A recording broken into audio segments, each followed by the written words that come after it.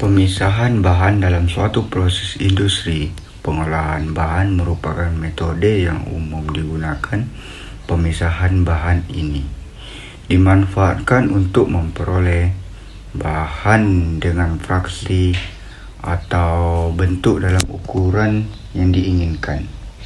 Adapun metode umum yang pemisahan bahan yaitu pemisahan dengan cara, mekanisme, dan pemisahan bahan dengan cara kontak keseimbangan bahan. Salah satu pemisahan mekanis ini contohnya adalah ekstraksi. Ekstraksi juga merupakan proses pemisahan suatu atau lebih komponen dari suatu campuran homogen menggunakan pelarut cair ekstraksi. Pada cairan adalah proses ekstraksi suatu konstituen yang dapat larut atau solut pada suatu campuran solid dengan cara menggunakan pelarut. Saya akan menjelaskan tujuannya. Yang pertama, menentukan efisiensi untuk tahap pemisahan beberapa komponen konfigurasi yaitu counter current dan counter current. Yang kedua, membuat data keseimbangan komponen ekstraksi pada cair. Baiklah, saya akan menjelaskan mengenai alat dan bahan yang digunakan pada praktikum ekstraksi padat dan cair.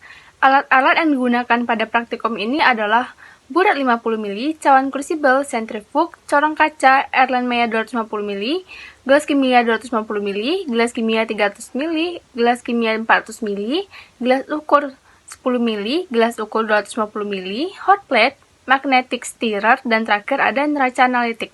Bahan-bahan yang digunakan pada praktikum ini adalah Aquades CaOH 2 kali, HCl 0,1N, indikator fenolphthalein, dan terakhir ada Na2CO3.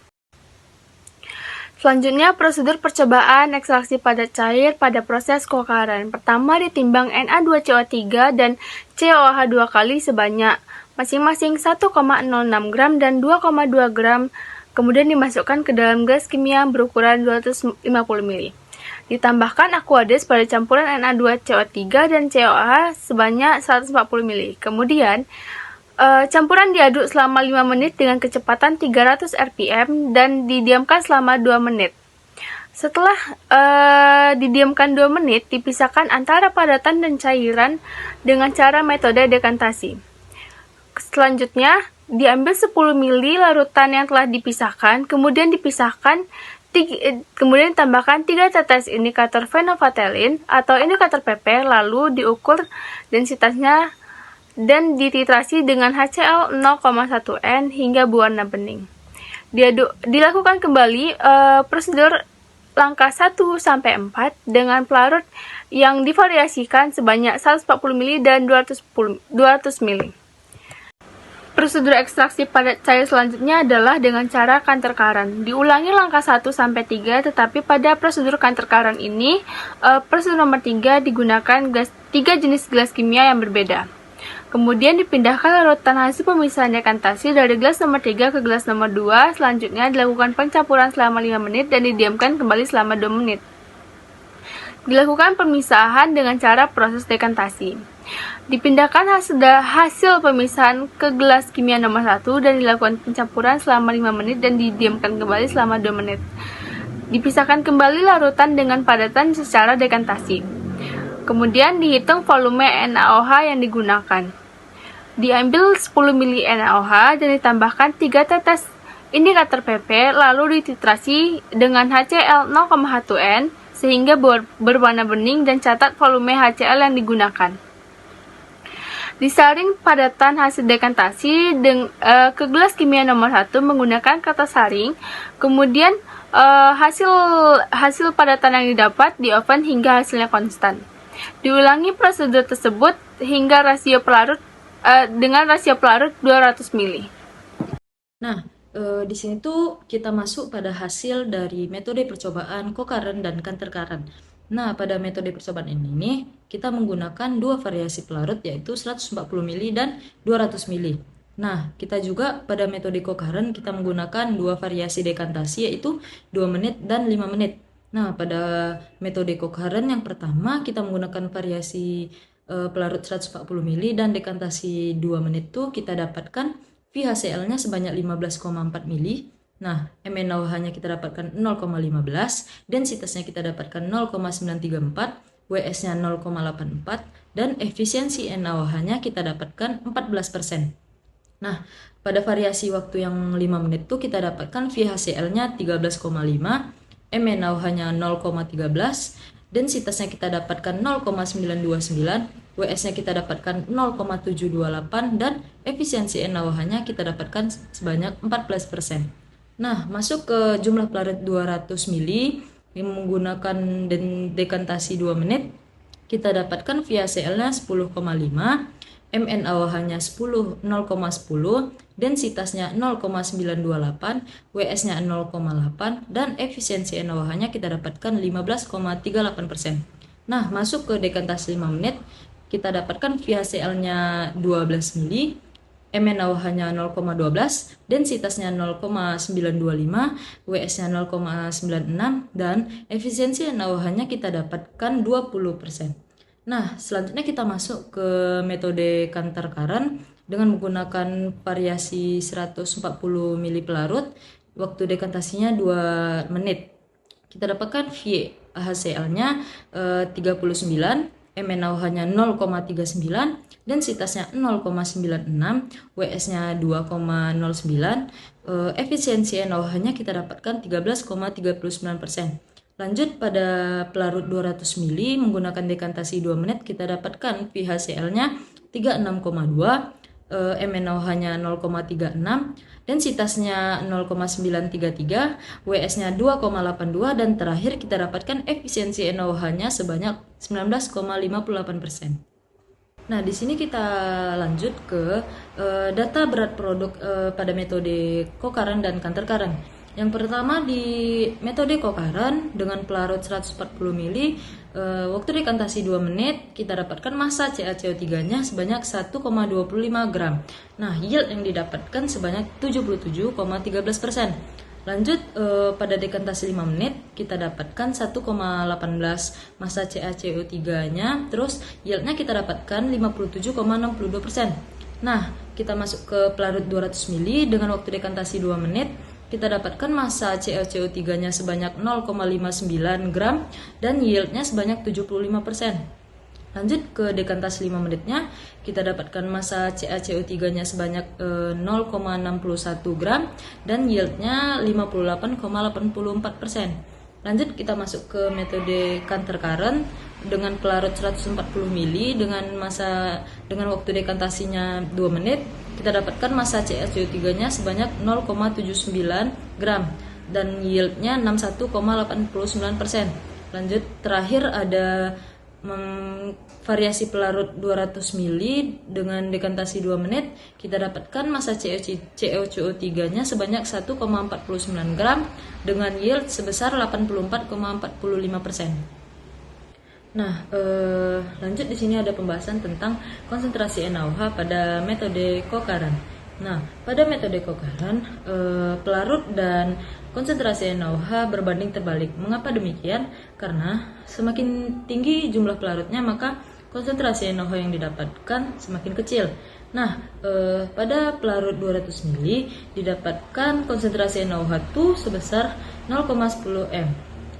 Nah, tingginya konsentrasi NaOH ini pada metode Kokaren disebabkan karena arah aliran fluida memiliki pengaruh terhadap tingginya konsentrasi NaOH selama proses leaching.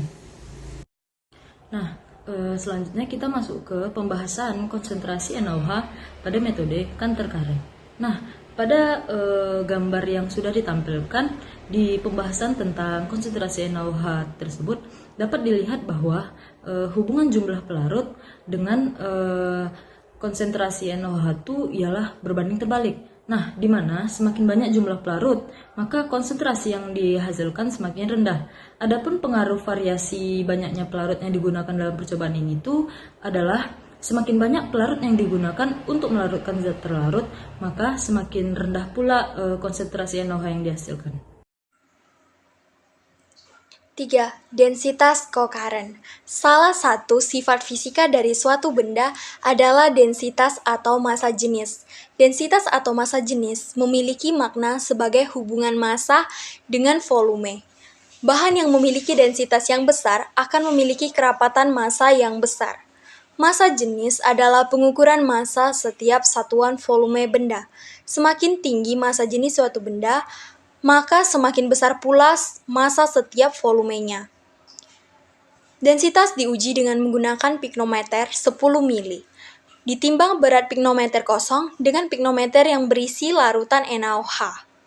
Adapun hubungan antara jumlah pelarut yang digunakan dengan densitas NaOH adalah berbanding terbalik. Adapun hasil percobaan dapat dilihat dari gambar tersebut. Adapun hasil percobaan di atas, yaitu semakin banyak jumlah pelarut yang digunakan dalam proses leaching, maka densitas NaOH yang dihasilkan akan semakin sedikit atau kecil.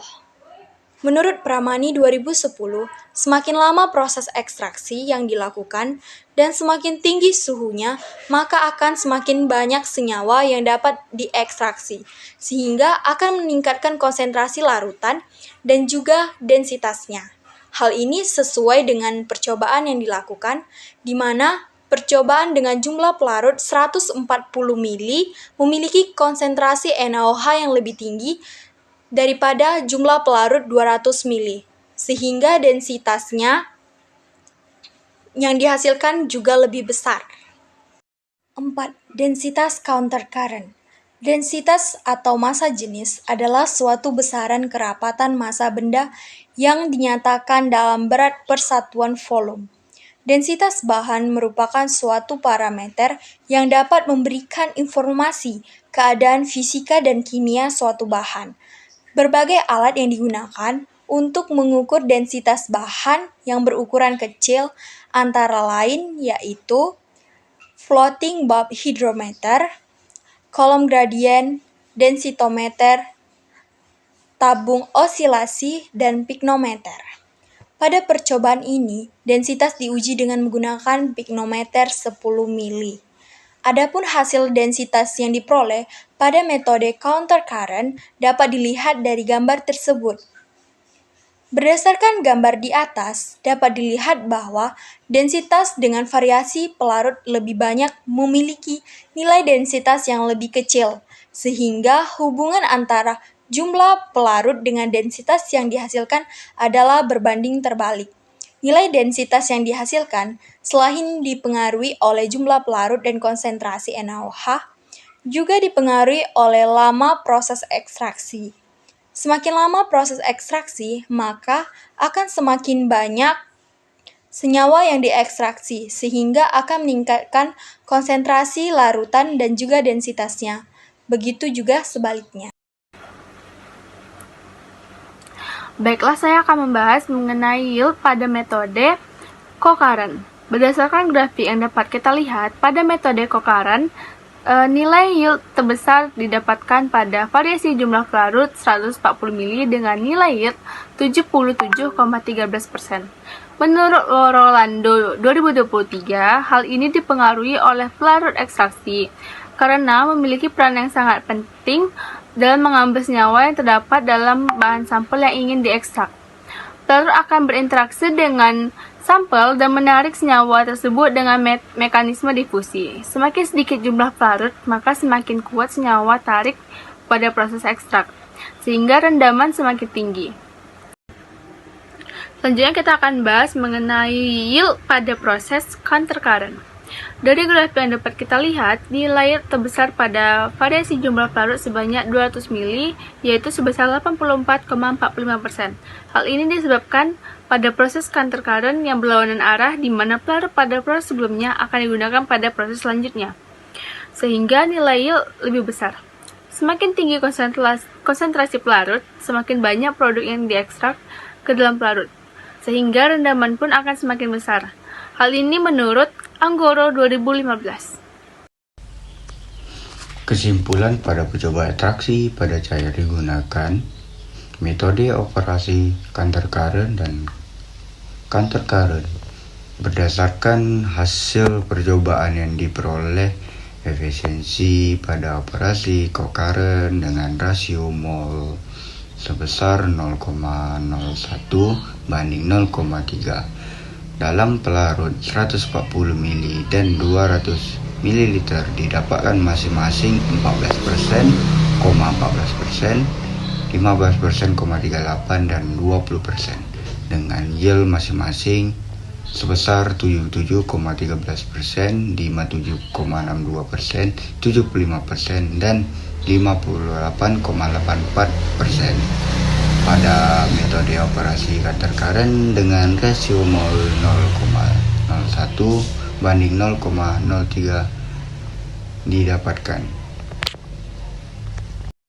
Selanjutnya ini adalah dokumentasi yang kami lakukan selama praktikum atau melakukan percobaan ekstraksi pada cair. Yang pertama itu kami menimbang Na2CO3 sebanyak 1,06 gram.